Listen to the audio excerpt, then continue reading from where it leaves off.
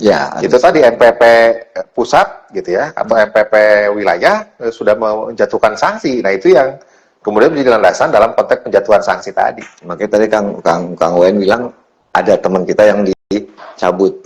Iya, ini contoh-contoh saja gitu Itu ya. padahal itu nggak sampai ke PN, Iya, nggak sampai putusan hakim, iya, nggak sampai putusan pengadilan. belum sampai. Tapi di tingkat situ saja sudah dicopot karena terbukti.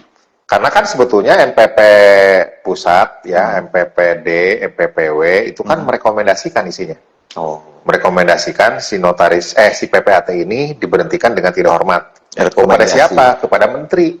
Menteri Rekomendasi lah yang tadi akan berjenjang tadi kan, Heeh. dari daerah ke wilayah, wilayah ke pusat, pusat baru ke menteri. Menteri Menteri menilai, ya. oke, cabut, selesai. Ya, menteri yang mengeluarkan SK-nya, SK memberhentikan dengan tidak hormat PPAT ini, gitu. Dengan tidak hormat, sementara dan sebagainya. Iya. Oke, itu di PPAT. Nah, bagaimana dengan di notaris? Apakah sampai sama seperti di PPAT pelaksanaannya? Ya, sama. Sebetulnya kan terkait dengan majelis pengawas notaris pusat, misalkan itu juga kan kuasi peradilan kan. Oh, oke. Artinya tetap rekomendasi. Dari bawah juga. Dari bawah juga. Dari bawah ke wilayah, ke pusat gitu ya. Nah, itulah yang kemudian menjadi landasan buat menteri mengambil putusan. Ya. Jadi tidak mesti harus menteri akan mengikuti apa yang direkomendasikan oleh MP kan. Bisa saja kemudian enggak gitu ya. Salam sehat bugar selalu, Prof. Amin. Amin. Nah, balik lagi nih, Kang. Itu kan baru dari sisi jabatan. Nah, saya mau sedikit masuk ke sisi organisasi nih. Ya. Tapi bukan permasalahan organisasi, bukan. Tenang aja, Kang. Kita udah bosen ngomongin permasalahan organisasi. Nah, dari sisi organisasi kode etik notaris, kode etik PPAT, sama-sama penegakan kode etik. Kode etik kan kita sepakat. Etik itu kan tidak hanya pada diri sendiri, juga kepada teman, sejawat, seprofesi, atau sejabatan, etik dengan klien, etik dengan pemerintah, dan sebagainya. Nah, dari kacamata Kang Udin, apakah penegakan kode etik baik, kalau Kang Udin kan MKP, berarti dari sisi PPAT, sudah sejauh mana dan bagaimana penegakannya dan bagaimana dengan notaris? Ya, kalau cerita penegakan kode etik memang tidak ada ujungnya ya. Karena itu sebetulnya sehari-hari, itu bicara dalam sudut moral kan gitu ya. Sudut moral. Jadi kalau cerita MKP gitu ya, kenapa saya udah kurang ini lagi ya, maksudnya itu tidak ingin menjadi MKP lagi gitu ya. Di samping sistem mungkin saya kurang sependapat gitu ya. Kurang sependapat itu kan bukan kemudian menjadi musuh kan? Iya.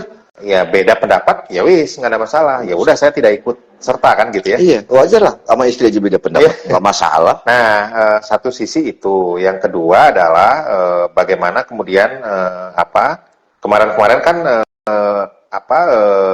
penegakan kode etiknya itu masih bolong gitu ya. Artinya MKD-nya nggak ada. Oh, Tingkat MKD. daerah, Tingkat daerahnya kan baru sekarang kan. Iya, baru ketambel sih. Ya, yang sudah kita tangani hasil laporan langsung dari masyarakat gitu ya. MKW. Enggak dari masyarakat. Masyarakat langsung ke kita ya. Kita kan tidak bisa melakukan itu kan. Harus kemudian di MKW dulu waktu itu. MKW-nya tidak ada yang merespon, ya sudah. Yang sudah kita lakukan prosesnya itu adalah hanya dari Papua Barat kalau tidak salah ya. Oh, berarti dari masyarakat langsung ke MKP? Banyak, ada beberapa. Padahal ada MKW. Ya itu tadi, kenapa MKW-nya kemudian tidak merespon hal tersebut. Itu yang salah satu kendala gitu ya. Oke. Jadi artinya yang sudah kita proses, kita ini kan adalah di Papua Barat kan. Nah, kalau kemudian secara kasat mata kita melihat sekarang ini dalam konteks IPAT juga kan sebetulnya bagaimana kemudian ada dalam tanda petik gitu ya, kita sebut sebagai pertentangan yang terjadi di medsos. Nah, itu kan bicara etika. Nah, makanya itu yang kemudian nanti ke depan mungkin harus diakomodasi. Bagaimana kemudian selama ini hukum seperti itu. Isi dari kode etik IPAT apakah tidak memadai? Menurut saya kurang ya.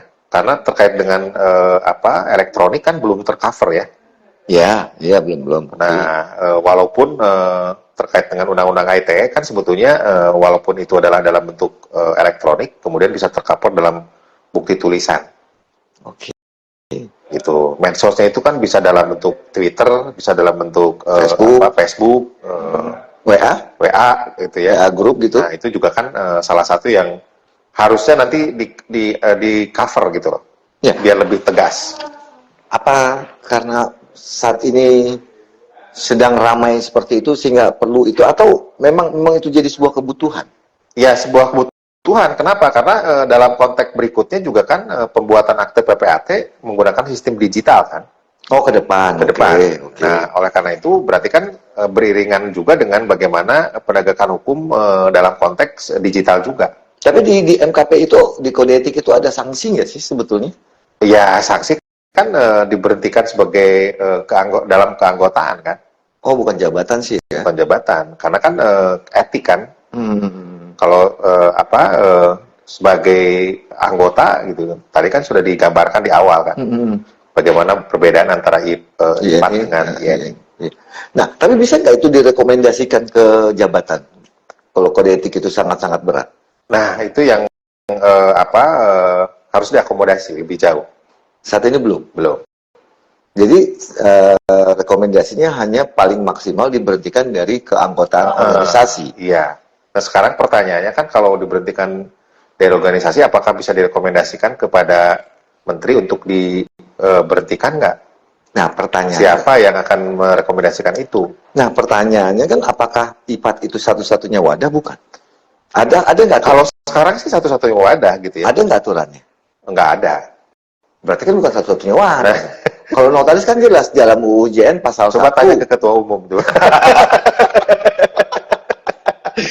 Masalahnya kalau ini kan jelas di pasal 1 kalau nggak salah satu-satunya wadah. Di pasal 82 ayat 1 satu-satunya wadah. UJN loh, undang-undang loh. Ya, kalau UJN itu kan memang kembali lagi sudah beberapa kali di GR kan. Ya, terkait dengan hal tersebut oleh Polri, oleh HNI, oleh ANI. Banyak lah. Banyak ya dari Pak dulu Prof Muhammad Ridwan Kamil, bukan. Indrawan itu Pak saya. Tapi nggak pernah berhasil. Nggak pernah berhasil. Tetap satu-satunya wadah. Nah, itu kan jelas dalam artian cantolan hukumnya INI, satu-satunya wadah, ada dasar hukumnya. Undang-undang pasal 82, lebih konkretnya 82 ayat 1 dan 2. IPAT. Ya nggak ada sih memang. Nggak ada deklarasi yang bisa kemudian kita pegang. Gitu. Makanya nanti mungkin harus digagas nih ya udah satu-satunya. Makanya kan jadi pertanyaan.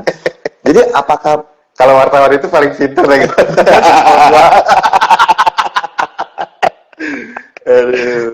Ya kan, jadi apakah diangkat PPAT itu harus jadi anggota IPAT? Kalau itu tadi aturan formalnya kan memang tidak disebut tinggal ya. Berarti nggak perlu jadi anggota IPAT, bisa dong jadi PPAT. Ya kalau saya sih anggota IPAT tetap lah ya. Gitu. Contohnya tadi kan PPATS kan bukan anggota IPAT. Ada yang bukan anggota IPAT. Anggota IPAT bukan? Saya. PPATS. Oh iya, kalau itu bukan. PPATS khusus. Iya. Sedangkan kode etik itu harusnya berlaku buat PPAT dong. Termasuk, ya itu bukan ya. Tapi, itu nanti saya buat dah aturannya. Kok jadi kesono-sono kan janjinya nggak mau bicara yang berorganisasi. Balik lagi Kang Bro. Berarti kode etik saya belum ke INI ya. Kode etik di IPPAT, IPAT itu masih sangat minim begitu maksudnya? Bukan, maksudnya karena namanya peraturan gitu ya, namanya peraturan perundangan pun sekalipun, namanya peraturan perundangan sekalipun gitu ya, tentu mungkin pada zamannya adalah peraturan yang terbaik. Oke, pada masanya. Pada masanya. Oke. Tapi seiring waktu karena ada perubahan ke arah era globalisasi, ke arah era digital. Nah, tentu hal-hal yang dahulu dianggap baik, kemudian sekarang mungkin sudah dianggap usang gitu. Oke. Nah, sehingga harus dilakukan penyempurnaan supaya kemudian menjangkau hal-hal yang katakanlah tidak diatur. Ya dulu kan dalam konteks kawah pidana pencurian listrik kan harus Iya. Barangnya ada, bendanya ada nggak?